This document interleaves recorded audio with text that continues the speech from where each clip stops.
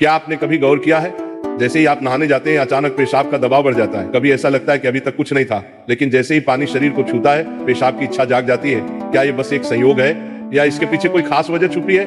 जिंदगी में कोई भी घटना बस यूं ही नहीं होती, हर छोटी छोटी चीज के पीछे कोई ना कोई वजह होती है।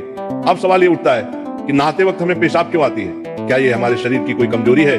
क्या ये किसी बीमारी का संकेत है, या फिर ये दिमाग और शरीर के बीच गहरे रिश्ते की तरफ इशारा करता है? बस सोचो, अगर ये सिर्फ शरीर का एक सामान्य काम होता तो हर कोई इसे इतना गहराई से क्यों महसूस करता?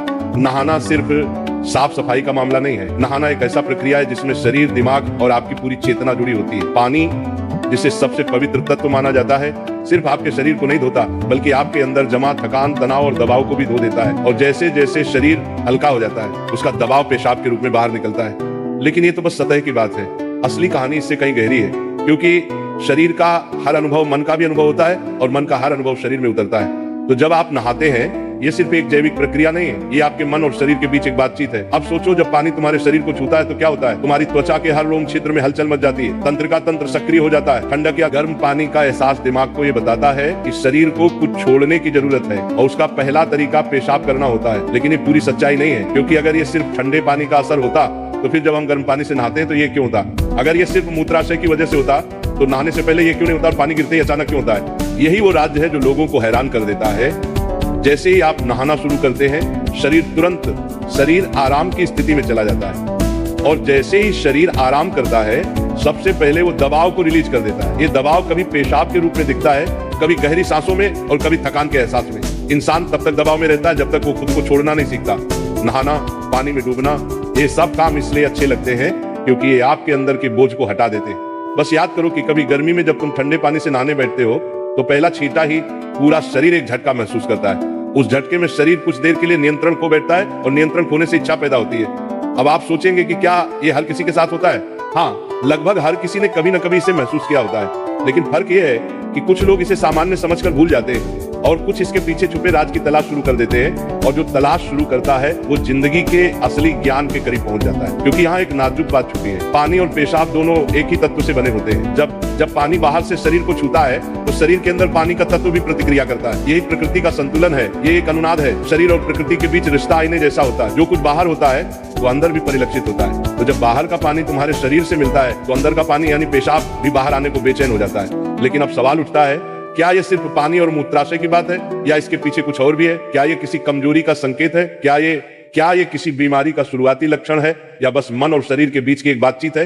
यहीं से हमारी यात्रा शुरू होती है, शरीर के विज्ञान से लेकर आध्यात्मिक दृष्टि तक। क्योंकि अगर हम इसे बिना समझे सामान्य कहकर नजरअंदाज कर देंगे तो हम जीवन के एक बहुत बड़े संकेत को खो देंगे। तो चलिए अब इस रहस्य को और गहराई से समझते हैं। हर बार जब तुम कुछ छोड़ते हो, कुछ रिहा करते हो, तो वो तुम्हारे बोझ से आजादी देता है। लेकिन ध्यान रखना, ये सफर आसान नहीं होगा, क्योंकि जो दिखता है वो सच नहीं होता, और जो नहीं दिखता वो गहरा सच होता है। लेकिन सवाल यह है कि ऐसा क्यों होता है कि कुछ लोग इसे ज्यादा महसूस करते हैं और कुछ कम? यहाँ मनोविज्ञान की भूमिका आती है। मनोविज्ञान कहता है कि हमारा मन और शरीर गहराई से जुड़े होते हैं। जैसे ही मन आराम करता है, शरीर भी रिलीज होना चाहता है। इसे कैथारसिस कहते हैं। सोचो, जब तुम रोते हो तो कैसा महसूस करते हो?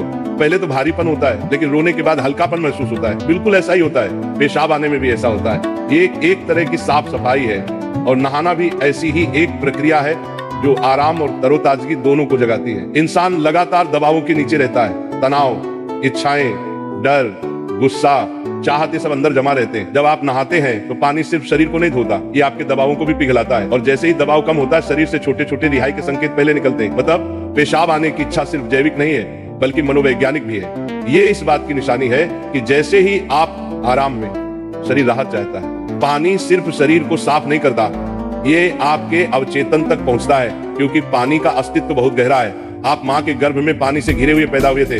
आपके पहले अनुभव पानी से जुड़े होते हैं। इसलिए जब भी पानी आपको छूता है, आपका अवचेतन सक्रिय हो जाता है। इसीलिए नहाना इतना सुखद लगता है। इसीलिए पानी में डूबना, किसी झील या समुद्र के किनारे बैठना इतना आरामदायक होता है। और इसीलिए जब भी शरीर पानी से टच करता है तो वह तुरंत राहत चाहता है, क्योंकि ये उसकी सबसे पहली अनुभूति होती है। हर बार जब पानी तुम्हें छूता है तो गर्भाशय का अनुभव वापस आ जाता है। गर्भ में तुम पूरी तरह आराम में थे, कोई तनाव नहीं, कोई दबाव नहीं। पानी का माहौल और राहत पाने का एहसास ही वजह है कि नहाते वक्त पेशाब आना स्वाभाविक होता है। लेकिन अब एक सवाल बचता है, क्या नहाते वक्त पेशाब आने की इच्छा सिर्फ एक सामान्य रिफ्लेक्स है, या ये किसी बीमारी का संकेत भी हो सकता है? विज्ञान मानता है कि अगर ये समस्या अगर ये बहुत बार होता है, बहुत ज्यादा तलब होती है, आप इसे कंट्रोल नहीं कर पाते, तो ये ओवर एक्टिव ब्लैडर या किसी और मेडिकल कंडीशन का संकेत हो सकता है। लेकिन अगर ये कभी कभार होता है तो ये बिल्कुल नेचुरल है, बिल्कुल सामान्य है। अब सोचो, क्या आपने कभी ध्यान दिया कि ये तलब तभी बढ़ती है जब पानी डाला जाता है? मतलब यहाँ ट्रिगर पानी है, और पानी सिर्फ शरीर को नहीं छूता बल्कि दिमाग और सबकॉन्शियस को भी। तो असली सवाल ये है कि क्या आप इसे बस एक प्रॉब्लम मानकर नजरअंदाज कर देंगे, या इसे एक संकेत के रूप में लेंगे कि दोनों शरीर और मन को आराम चाहिए, हल्कापन चाहिए, आजादी चाहिए। हर तरह की रिहाई सिर्फ जैविक नहीं होती, यह आध्यात्मिक भी होती है। आपको छोटे छोटे रिहाई के मौके दिए गए हैं ताकि आप एक बड़े रिहाई की तरफ बढ़ सकें। पेशाब, आंसू, हंसी, ये छोटे रिहाई के तरीके हैं, लेकिन ध्यान सबसे बड़ी रिहाई है। मतलब अगर आप समझ पाओ कि इच्छा क्यों आती है, तो ये सिर्फ एक शारीरिक अनुभव नहीं रहेगी बल्कि ध्यान की तरफ एक कदम बनेगी। चलो